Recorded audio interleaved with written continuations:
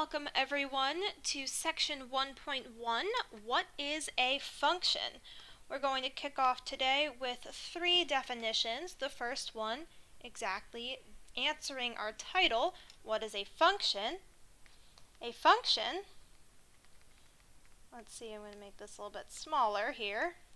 A function, there we go, is a rule that takes something called an input. It takes one input and gives one output. Okay? So, our next definition is the domain. The domain of a function. Well, that's just the set of all inputs.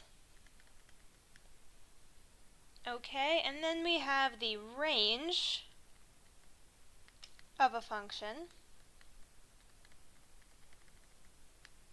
which is the set of all outputs.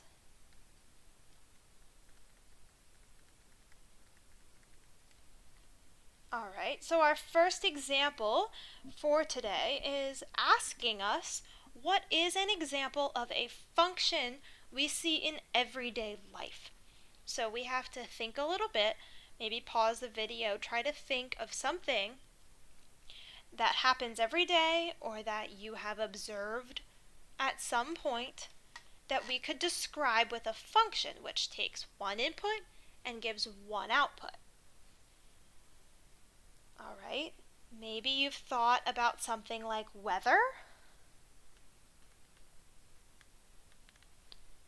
Okay, so if I gave you Sunday as an input, and I said what was the weather like on Sunday, how much rain fell on Sunday, you could tell me exactly 0.2 inches. Okay, so you took the input Sunday and gave me the output of 0.2 inches. Alright, so the amount of rainfall on a given day could be a function. I'm just going to write out what I said there. So input, the day, we'll say Sunday, and output is how much rain fell on that specific day. In our case, I said 2 inches, or 0.2 inches. 2 inches would be a little bit much. Okay, so let's look at this in a table. Alright, so say we want to observe the rainfall for the first week of April. First week of April. Okay, so here we have April 1st, April 2nd, April 3rd, all the way to April 5th, and April's usually a rainy month, tends to be a rainier month. Okay, so we have the top row is our day of the month, and our bottom row is the number of inches that it rained on that given day.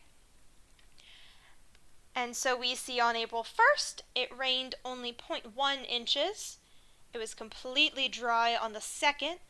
On the 3rd, we got over 2 inches of rain. This is not accurate data. I didn't pull this anywhere. I just made up these numbers. Okay, but on the 3rd, it says we got 2.3 inches of rain. So we got a substantial amount of rain on the 3rd. Okay, a lot of rain on the 4th as well. Again, on Friday, it was dry. On the 5th day, it was dry. Okay, so what we notice here is that we take one input and we're given one output. Okay, we can't have 3 different amounts of rain happening on day number 1. That doesn't make sense conceptually, right? Maybe in different parts of the world, yes, if we're not looking specifically at, say, Colombia. Okay, but we are looking at Colombia on day 1 of April. We can only have one amount of rainfall. Okay, so what we notice next is that on the second day, we had no rain, it was dry. And on the 5th day, we also had no rain. So the outputs are the same. Okay, different day, same output. Do we have a problem with this? I don't think so. That's fine. All right, we said that we couldn't have multiple different outputs for one day, but we can have multiple days that have the same output. It's allowed to not rain twice. Okay, that doesn't cause any sort of conceptual problems. It can be dry many days. Okay? So we are allowed to have the same output for several different inputs. That's okay. It just can't be the other way around. All right, so we're going to make a note of that. Functions can have many inputs that go to the same output.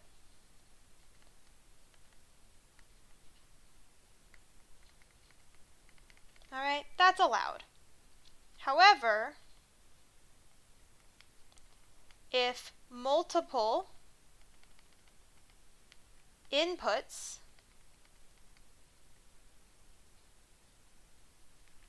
if multiple outputs correspond to the same input, then we do not have a function.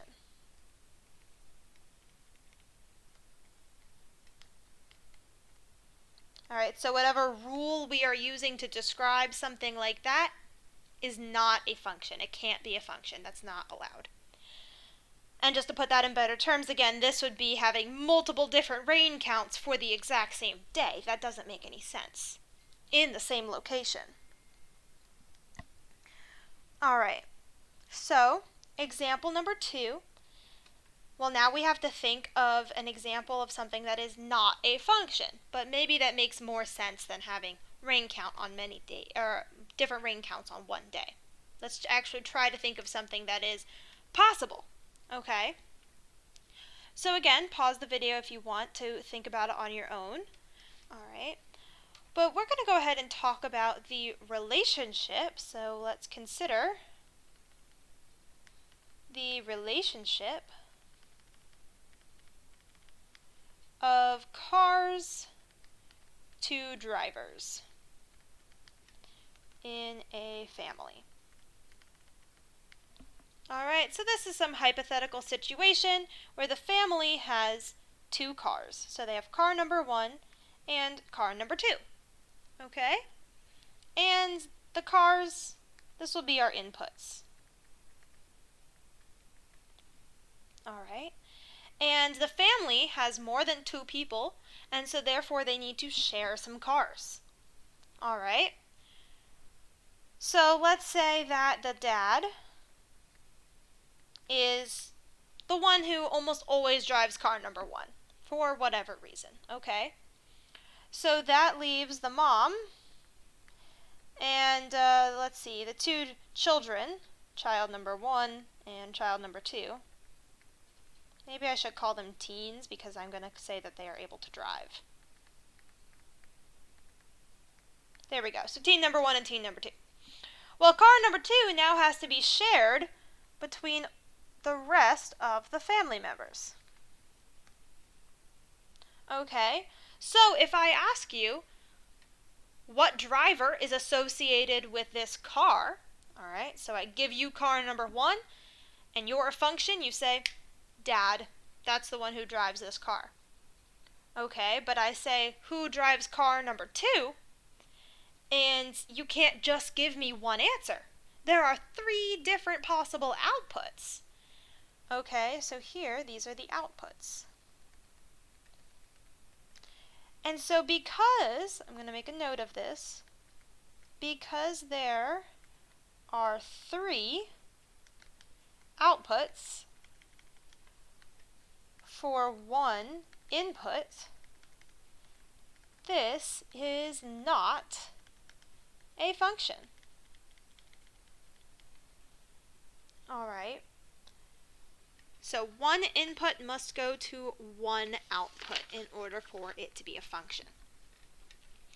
All right, so now example number 3, we're going to interpret this statement here and try to put it into mathematical terms and figure out what is the input and what is the output.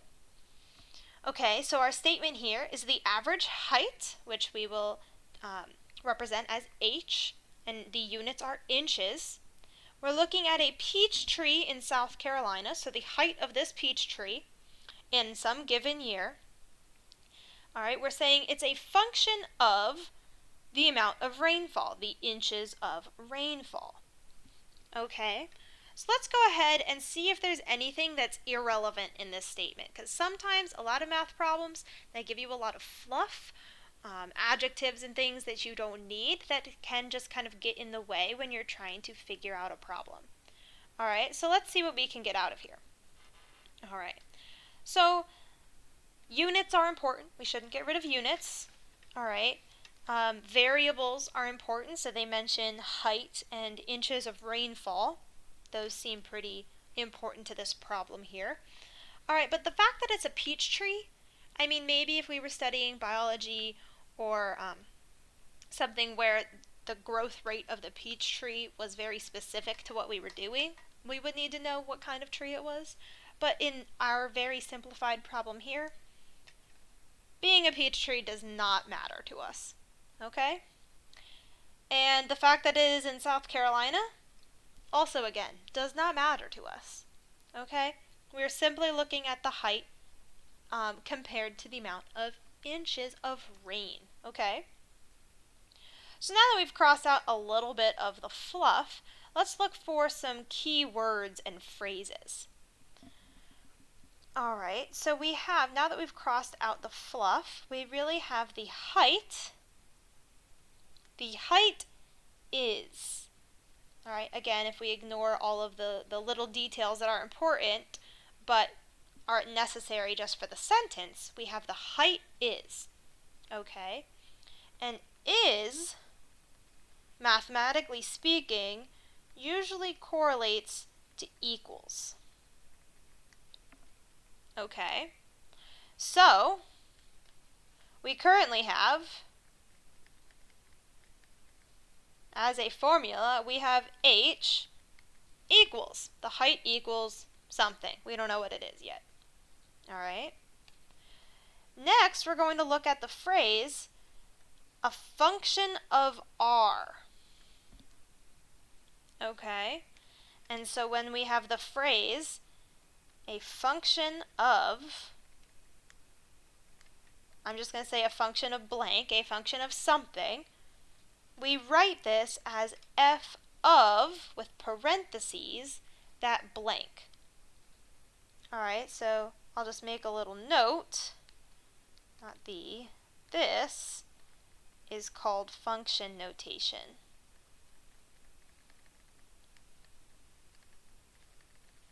So this f parentheses something, that's called function notation. And again, we read it as a function of whatever's inside. So here we have a function of r. So we have function of r, or f of r. Okay? So if we put all this together, putting this together,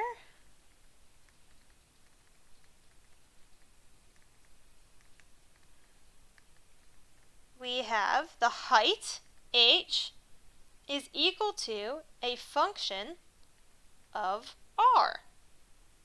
All right, so that's what this statement tells us. Now, the inches and everything would be important if we were actually doing a calculation. All right, but here again, we need to just determine the input and the output. All right, so the input is the value that we are feeding the function, the value that we are giving to the function. It's the value that we put inside of our function is our input. All right, so here, input is the amount of rain. The amount of rain. And the output is the number that we're hoping to get once we perform whatever calculation. And so it's saying that we will be able to find the height of the peach tree, the average height, okay, based on the amount of rain. So what we are trying to get out of our calculation, the output is the height. All right, so we have now broken down this statement. We've put it into a mathematical equation, and we have been able to determine the output and the input in the statement. And we also looked at function notation, which is very important. All right, so now we're going to play with function notation a little bit, get more familiar with it, maybe brush off some cobwebs, all right, if you've seen this before. So we're going to look at the following function table, and we're going to fill in the blanks based on this table. All right, and I'm calling it a function table. It's really a table for right now. Part E asks us, is this a function? So we'll get to that in a moment. All right. Right now we have part A asks us to give the output if we input 2. All right, so this is f of 2 is how we read that. That means we put 2 into the function, into the equation. Okay, and what do we get out? Well, up here we have the inputs. These are our variable x, and these are the outputs. All right, so here again, part A is asking if we put in 2, what do we get out? Well, this table says we get out 6. All right, so that is how we're going to fill in the first blank.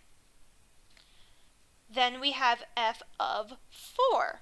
So again, if we put in 4, the table says we will get out 3.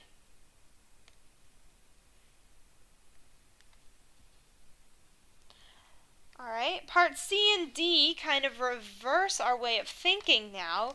Now it's asking us to fill in f of blank gives us 5. So now instead we have to go directly to the output. We have an output of 5. So what is the input that gives us 5? Well, that's 0. If we feed our equation 0, we will get out 5. All right, and finally, gotta have another color. Here we go. If we feed the function, what do we get out 2? So we need to look for, we get out a 2 over here. And in order to get out a 2, we have to feed an 8. All right? So f of 8 is 2. All right, so part E, I know I was calling it a function a lot, but we have to figure out, is this actually a function? And what are we looking for when we ask, is this a function? Well, remember the problem earlier where we had one input that went to several different outputs, and that didn't make any sense with the whole rainfall thing? Okay, excuse me, that wasn't a function. So we're going to look here. Do we have any problems? So does this table describe a function is also asking, do we have one input that gives several outputs? All right. So we do not have any problems like this. All of our inputs are unique. Okay, so we do not have any inputs that give several outputs, which means this is a function. This is a function. Okay. Moving on to example number 5, a little bit more with function notation, but instead of a table, we are looking at a graph. Okay. So, using this graph, we need to fill in just blanks A and B. Alright, so our bottom axis, I've got to make this a little bit bigger. Our bottom axis is our x-axis. Okay, and our top axis, or our vertical axis, is y. Okay, and then we have to have our function values. So all of the outputs, these are the outputs, are going to be along this line. Okay, all of the x's, according to this, what we put in is the input. So the x values are the inputs. Okay, so f of 4, I'm going to come up with another color here now. Let's do some green. Alright, f of 4. We want to know when we feed our function the number 4, what do we get? Well, we have to go all the way up until we hit our function graph. Okay, so we fed it 4, we have to go all the way until we hit our graph, and then we come over here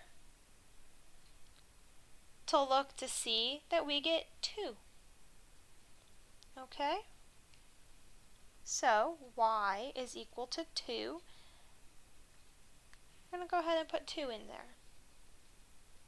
Alright. And now we need, I gotta have another color now. Ooh, purple. Alright. Again, we're reversing the situation. We want our output to be 0. Alright, so the only place that our output is 0 is all the way down here. So we need to know, what do we feed our function to get an output of 0, and we feed our function the x values, so we need an x value of 2, and that will give us a y value of 0, or an f of x value of 0. Okay? Alright, here's a multiple part problem. So, example 6 is determine whether each of the following is a function and of what variable. If it's not a function, what could we do to make it a function? Alright, so eliminate whatever problem there is so that it is a function. And remember, if we're trying to figure out if something's a function, it takes one input to one output. Okay, so part number A is the number of donuts that some person named Joe can bake given n number of dollars. Alright, so let's think about it for a minute. Let's say we give Joe $5. Okay, and he can make 5 donuts with $5, hypothetically. And it's on a Tuesday. We give him $5 on a Tuesday, he can make 5 donuts. Alright, we are not going to talk about inflation. We are not going to talk about the price of flour being any different. On Friday, we give him $5. We expect he can make the same number of donuts, right? 5 donuts. Alright, that makes sense. So, that's fine. Remember, we could have 2 different dry days in the same week. That was allowed. Our outputs can be the same, as long as we can't give him multiple inputs. So a multiple input situation would be, I give him $5 and I give him $10, and he still can only make 5 donuts. Well, that doesn't make any sense, right? he should be able to make 10 donuts with the $10. Okay, so that scenario doesn't make sense, which means we're good to go. We have one input to one output. So this is a function. All right, and in our discussion, we talked about the number of dollars, n, number of dollars, is the input, and the number of donuts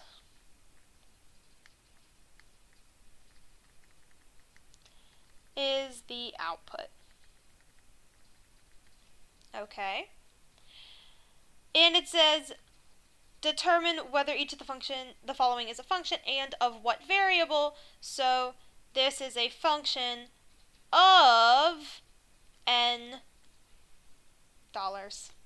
This is a function of n dollars. That's what variable it is a function of. So it would be f of n, right? All right, let's look at part B. All right, so part B is y is equal to z squared. Okay, so let's make it x squared. That makes more sense, right? X squared. We can change variables. It doesn't matter. If you like the letter x better, throw it in there. So let's take a look at this. If we plug in, we want to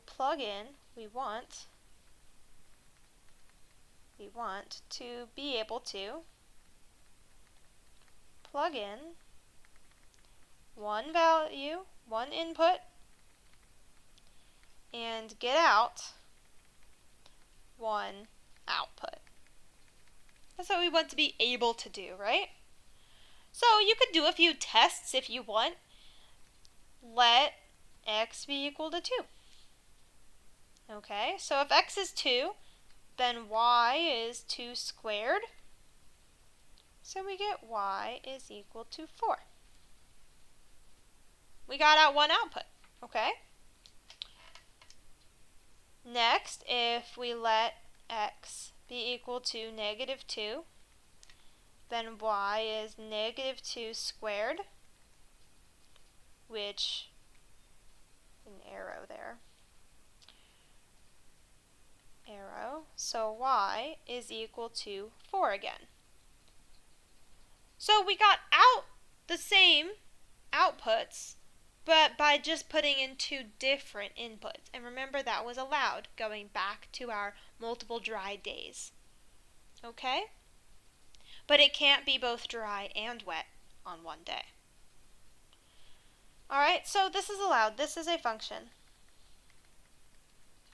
A function, and of what variable? Of x. Or if we want to go back to the very original, we should really say of z, because that was the original variable used.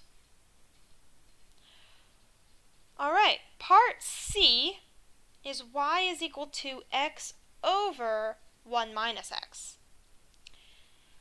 And maybe this is a little bit more complicated to just start plugging in values and seeing what happens. So I went ahead, we're going to graph this. And you can use a graphing calculator. You can use desmos.com. My computer has a built-in way that I can do graphing over here. So this is our equation, y is equal to x over 1 minus x.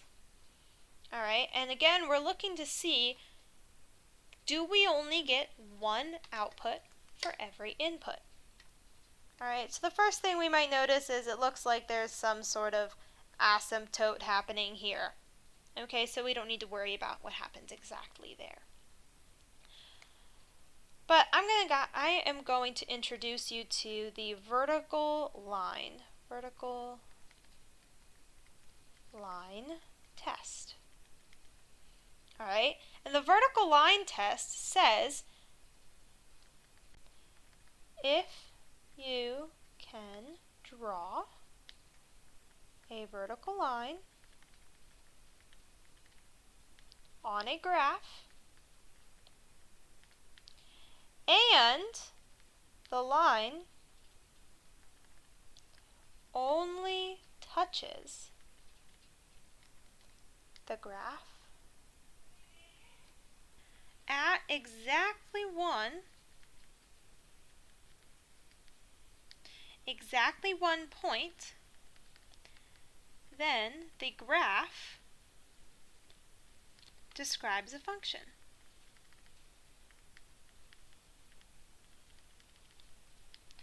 Alright, so what do I mean by that? Let's see if I can use some technology here. Let's make it bright blue. Can I drag this? I want to be able to drag this line.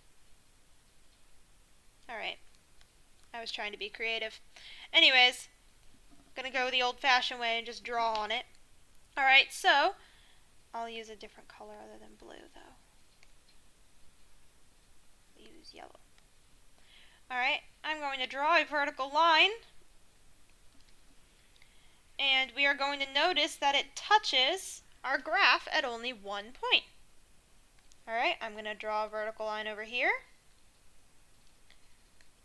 Only touches at this point. And I can keep going and keep going. Vertical line, not perfect lines obviously, 1 point and 1 point. Alright. Even if we draw over here, again, we're only touching at 1 point.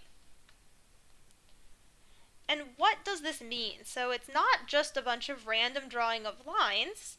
This means that at exactly that x value, the input, we are getting exactly one output value. Alright, so again, let's look at, I'll change the color now, change it to purple. Let's look at this dot over here. Let's see, x is 5, 6. Let's say this is, oh, you cannot see the purple. X is equal to 7, right here on the x-axis. At x is equal to 7, we have our purple dot, which is our y value, and that's our function value. Okay, we only have one of them. So that's one input to one output. That's what the vertical line test is doing. Okay? So it passes the vertical line test. So this is a function. Of what variable? Of x again. Alright? So we're putting in x values and getting out y values. Alright. Our very last part is D. And we have a table of x and y values. Okay. So we're looking at x is equal to 1. We get y is 5. X is 2. Y is also 5. That's okay, right? 2 dry days. That's allowed. X is 3, we get y is 4. But hang on a second. X is 3 again, we get y is 3. So that's saying we have one day that is both dry and wet. Right? Somehow on the same day, we have two different things happening. When x is 3, we have two different things happening over here. Alright, so this is the problem. This is not a function. Alright, because of we have two inputs, or one input going to two different outputs.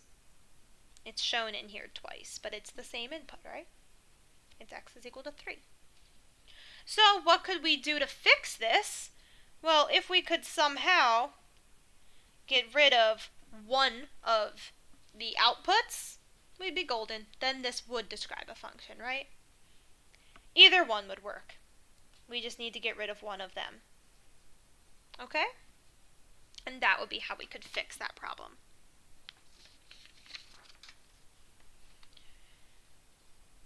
Alright, back to a few definitions before our next problem. So the definition of an intercept. So the graph of a function has an intercept where the function crosses either of the two axes. So crosses the horizontal or the vertical axes.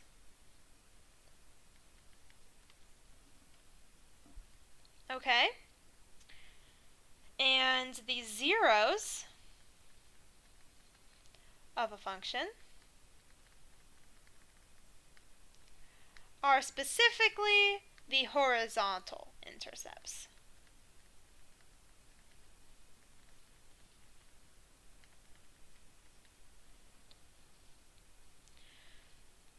Alright, so example number 7, Shannon decides to go for a run. For each of the graphs below, write a possible description of her run. Alright, so T is our time in hours, and D is the distance in miles. Specifically the distance from home, so she's starting at her home. Okay? And we need to write an explanation for each of these graphs that interpret her run. Alright, so let's look at the first possibility. So let's say this is her house over here. This is her home where she's starting. Okay. T, our bottom axis here, T, that's the amount of time. So it looks like the total time is going to be about 2 hours, right? She's going to go out on a run for 2 hours. Okay. And our distance away from home, it looks like she gets to about 4.5 miles. It's her furthest distance away from home. Okay. So, she starts off, and we always read a graph left to right. Alright, so I'm going to draw a few arrows that help us make sense of this graph here. Alright, so this is how we're going to interpret Shannon's run.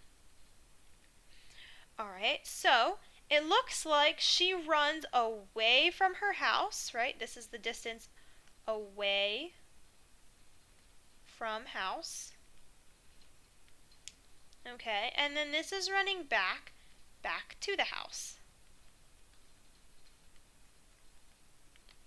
And it looks like she turns around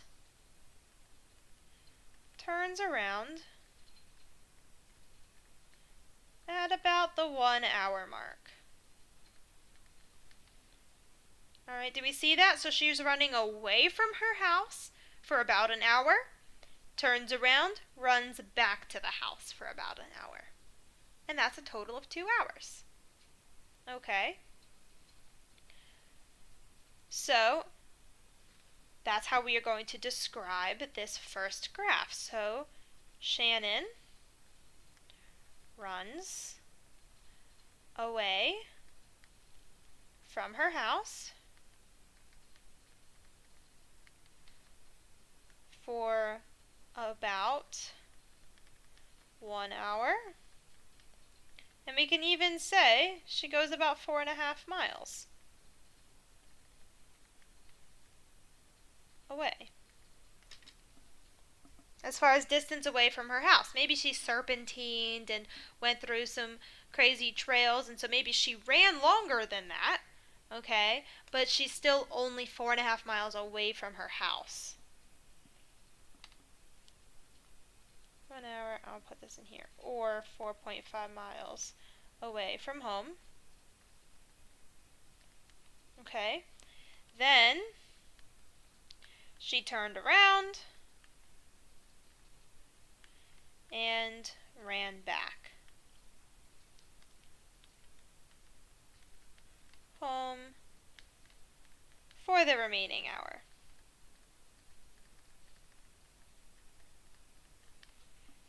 All right.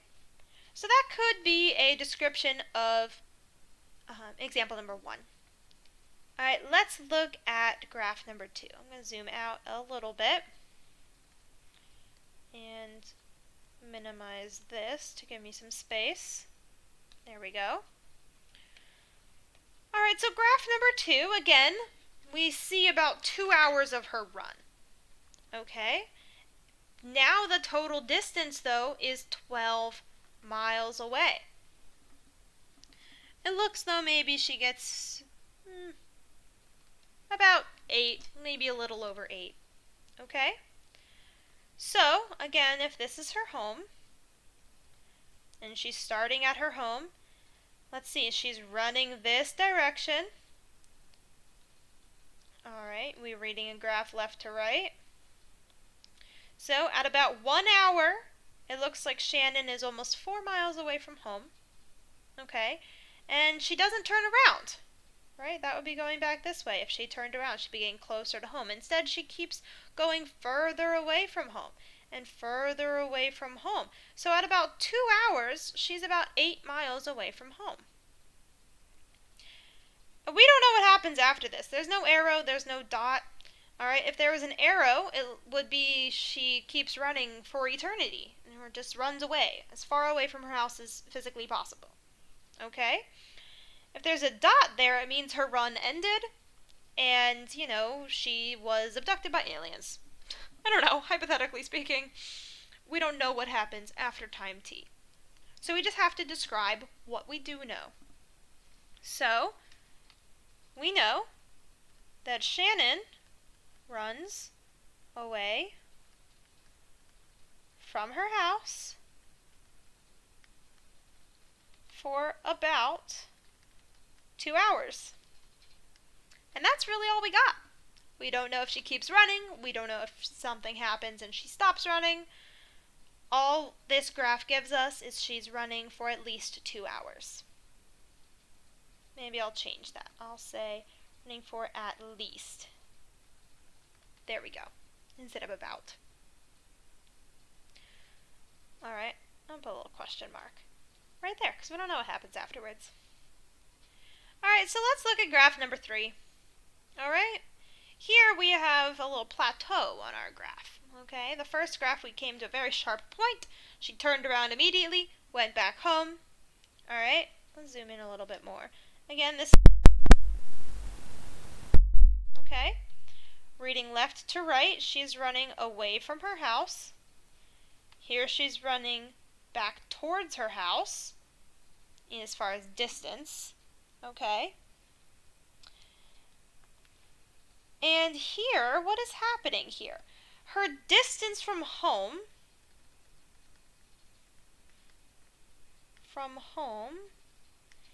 is not changing. Alright, so let's try to think about what that could look like as far as a run. Alright, so let's look at this in a different type of way. This is her house. Okay. And she's running away from her house. This amount of distance, okay? And it looks like at about the half an hour mark, 30 minutes, that's about when she doesn't get any farther or any closer to her house. So, she could be taking a break. We have no idea if she changes speeds. It says this is a run, but maybe she decided to get coffee or sit down on a park bench somewhere. She could be taking a break. Her distance from home is not changing. Or maybe she's out running on a road or something and she ends up on some sort of circular road. Okay. Where, let's see how well I can make this. Okay.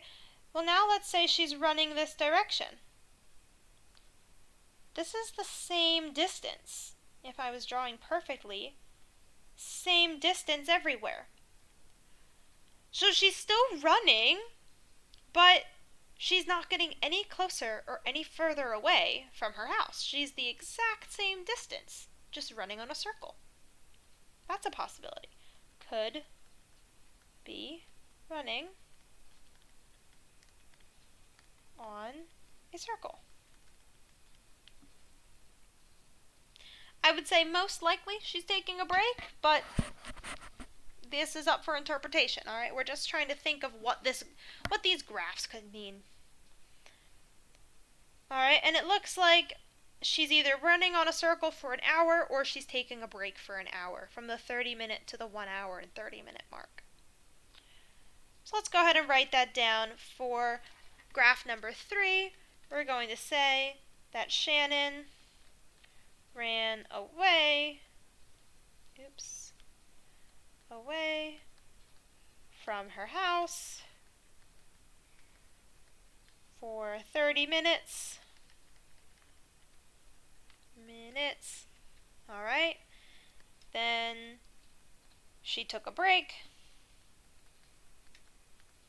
or ran on a circle, whichever you prefer, for an hour. And then she ran back home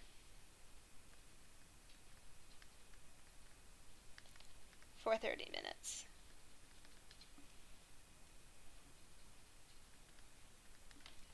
Alright, so those are a few ways that we could describe her runs based on these graphs. Alright, we're doing great. Just a few more examples and then we will call it for this section. So example 8. Kayla just finished college and she finds out that she has $66,000 of student debt. Alright, unfortunately, a reality for many of us. Okay, but she is determined to pay it off, and she thinks that she can pay $1,100, so $1,100 every single month. Okay, this problem is giving us the amount of debt, D, is equal to F of T. Remember, that's how we read that, F of T, so that is the debt is a function of time. Okay, so let D is equal to F of T be the amount of debt that Kayla has left after she's been paying it for T number of months. Okay? So T is in months. Alright, so part A asks us to interpret F of 12 is equal to 52,800. And we need to include units. So we need to figure out, what does this math equation say in English? In words. We need to put words to this equation. Okay? So let's write down what we know. Well, we know that D is equal to F of, I'm going to say 12 here, because that's our T value. So that is equal to 52,800 according to part A, our problem here. Okay, what do we know about T? T is the number of months. So here, T is equal to 12 months. Alright, because we were told include units in your answer. So we got months. Those are our units. Okay. And D specifically is, it's a little bit bigger, the amount of debt left. The amount of debt left. So D is equal to 52, I'm going to put a comma here, 52,800, and add a dollar sign. Now we got some units. Okay, but this still maybe isn't in complete English, so we're going to say that this F of 12 is equal to 52,800 really interprets and means after 12 months, Kayla will have $52,000 or $52,800 left to pay on her debt. Alright, so that is what our mathematical statement says in words. Okay? So part B asks, what is the meaning of f of 25? Similar thing, right? T is 25 months. It's a little bit, that's 1 month longer than 2 years, right? So T is equal to 25 months. So we don't have the calculation out here for us. It wasn't given. So all we need to say that f of 25 is the amount of debt that Kayla will have to pay, or will have left to pay, after 25 months. Okay? Amount of debt, I'll say in dollars, if we need to be super specific about all of the units. Okay? Part C, can we come up with a formula for this function of t? Alright, so part A just gave us that f of 12 was equal to 52,800, but it didn't show us how to calculate that.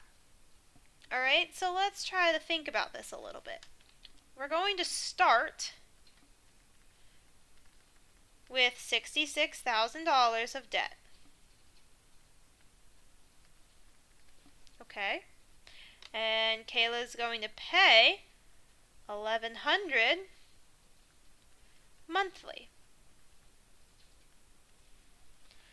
So how do we write this as a function of t? Again, our debt is equal to this function of t. So we need to start with the 66,000, and we need to subtract the amount of money she is paying every single month. So she's paying $1,100 every single month, so per month. $1,000 or $1,100 a month. So how do we take into account how many months? Okay, because if we just subtract $1,100, that's 1 month down. But then we would need $2,200 and then $3,300 for the second and the third month total, right? So if we multiply this by the number of months, right? Remember, number of months. So after 3 months, if we have 1,100 times 3, that's our 3,300. Okay? So we start with the 66,000. We subtract how much she's paying per month. Okay? And that is how we're going to end up with the amount of debt that she has left. Alright, so if you don't believe me, let's go ahead and try it really quickly. We're going to check that this works given part A, where we had f of 12 is equal to 52,800. Let's see if it works. Alright, so f of 12 is going to be 66,000 minus 1,100 times 12. I'm adding parentheses just to be super specific that we're doing that multiplication first. And we're going to hope that this calculation is equal to 52,800. Alright, so you could throw it in your calculator. I'm going to ask my computer to do it. Evaluate, please. And there we go. Look at that. We got 52,800. So sure enough, f of 12 is equal to 52,800. So our formula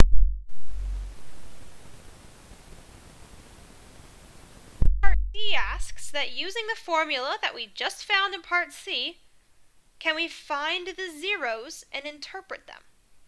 So remember our previous definition where we said the zeros are where the output is 0, the horizontal output.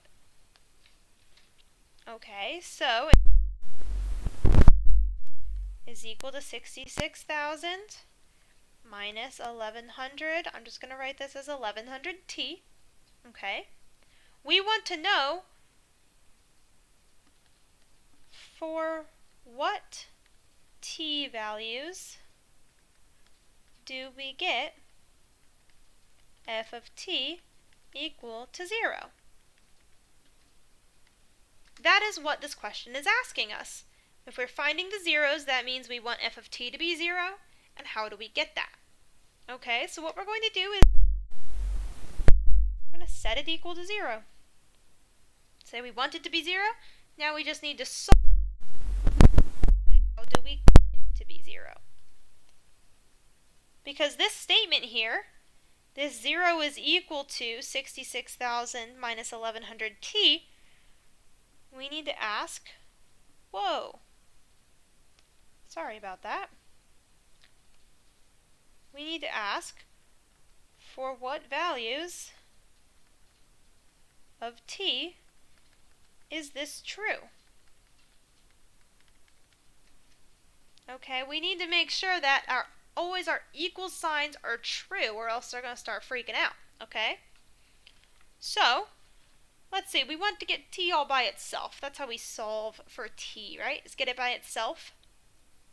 So let's go ahead and move 66,000 over. I'm going to go ahead and subtract 66.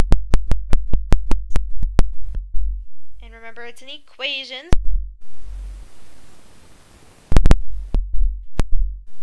Cancels itself. Be really careful that you don't lose negatives when you're working through some algebra like this. Okay. So now everything's negative, and we would rather everything to be positive, I think. Okay, so let's go ahead and multiply -1. Multiply by a -1. So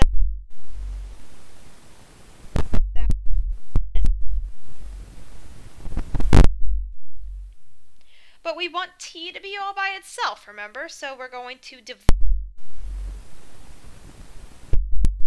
both sides. Right, so this cancels, and we're left. And then we can do this over here. I don't know if you guys know this, that they have in common. We don't have a third 0 on the denominator, so that's why we have to leave one up there in the top.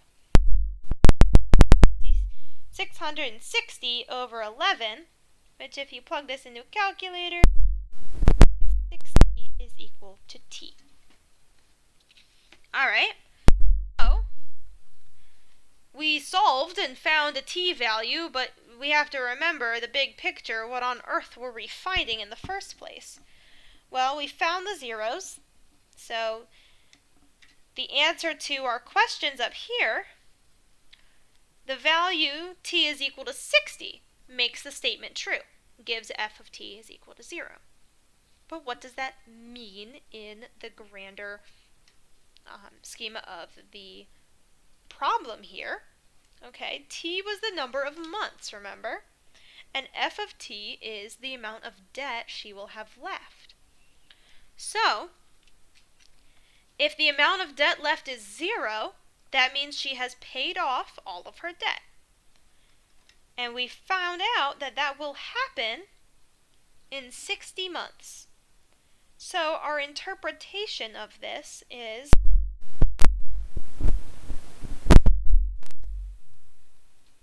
will pay off her debt, or let's say Kayla will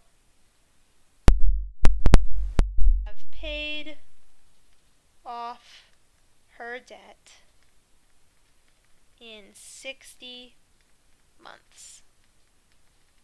Or it will take Kayla the 60 months to pay off her debt. Says the same thing, just in a different way, right? So that's our interpretation of the zeros in this problem. And here, of course, we only had 1 0, right? All right. A few more definitions, and we're almost there. Hang with me. So, first definition is increasing. All right, so a function is increasing, all right, if the values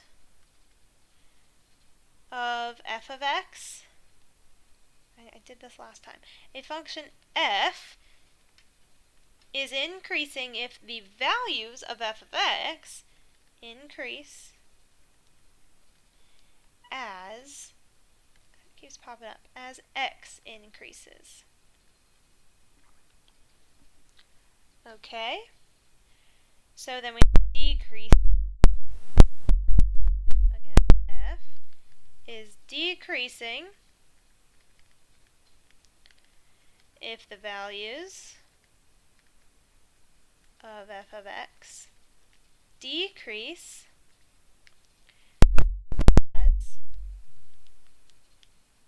as x increases. That's on purpose, okay?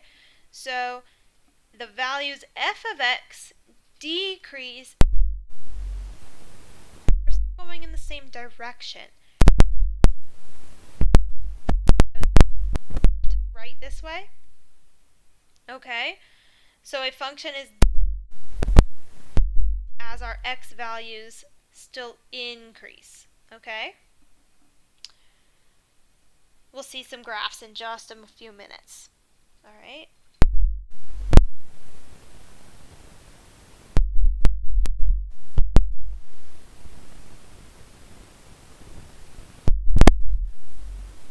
Function f is positive if the values of f of x are positive. Well, sure, that makes sense. But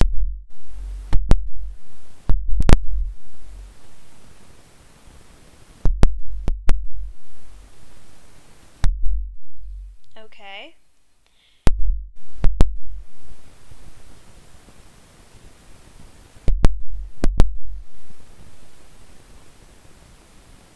Decreasing.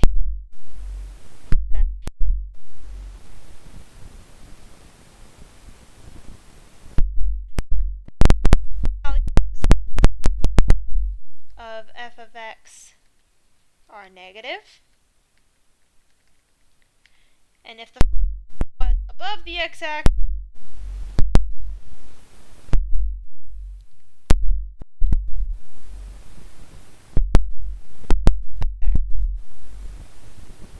go.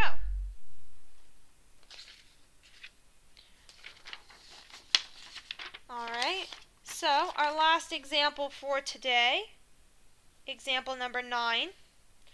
On which intervals are the following functions increasing or decreasing?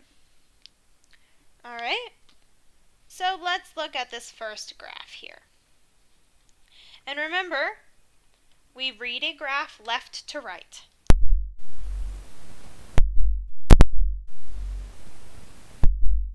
From the left to the right.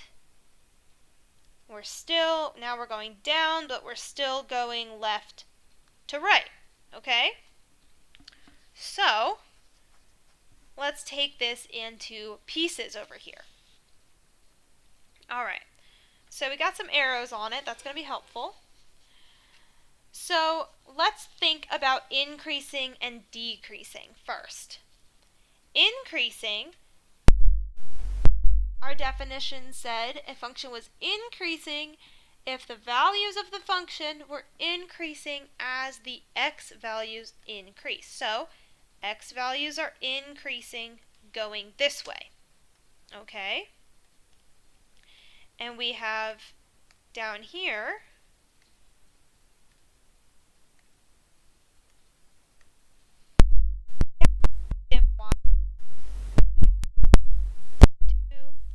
other way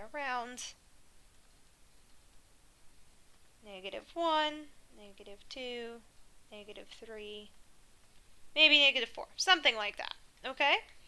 So, as we go up,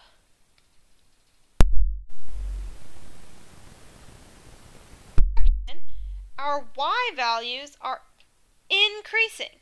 -4 is actually smaller than -1, right?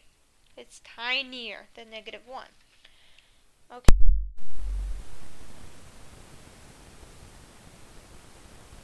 Much bigger than -1 or the -4, right?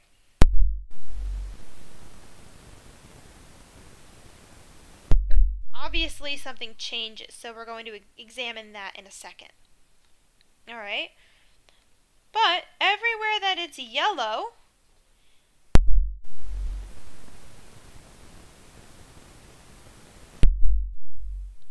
alright, so then, at this point, we keep going down and down, and so now our y values are getting smaller and smaller.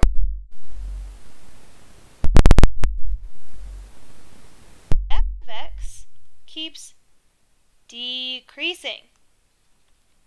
So everywhere that it is purple,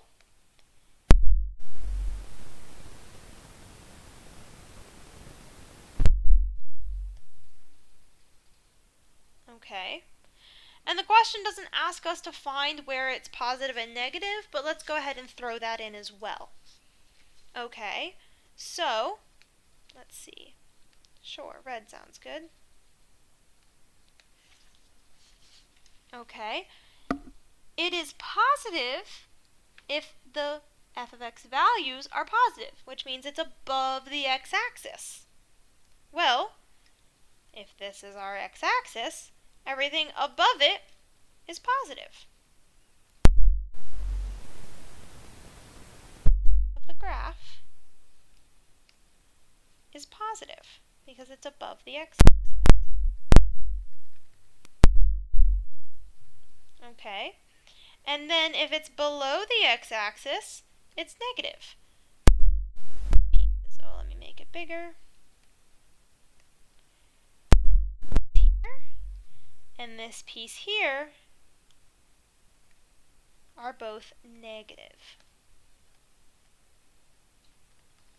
because they are below. Increasing, it is still negative because it's below the x-axis, okay, and that's very important. So we have two more graphs. Go ahead and pause the video, see if you can fill these in on your own, okay? I'm going to go ahead and do them a little bit more quickly than this one. I did that one in a lot of detail, okay? So our second graph, again, we need increasing, decreasing, positive, and negative. So we'll just start back with this green color. So again, we're reading left to right. So we are decreasing here, decreasing, and we are above the x-axis, right? So we are positive.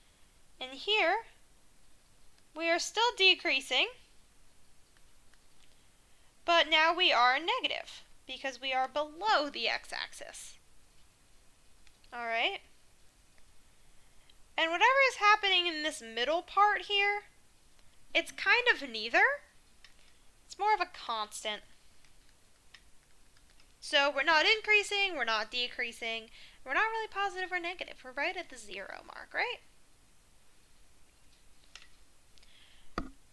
Alright, so that's what we have for our second graph. And for the third graph, let's see what we can do here. We'll do this a little bit smaller maybe. So this piece we are increasing and negative. We're increasing and negative. And I'll go over here. Here we are decreasing but positive. This piece we are increasing and positive. And this piece we are decreasing and negative. All right. So that was our last example for today. If you have any questions on this lecture, please email me. Do not forget to take the comprehension quiz, just a few questions to make sure you watch the whole video, and I will see you again in section 1.2.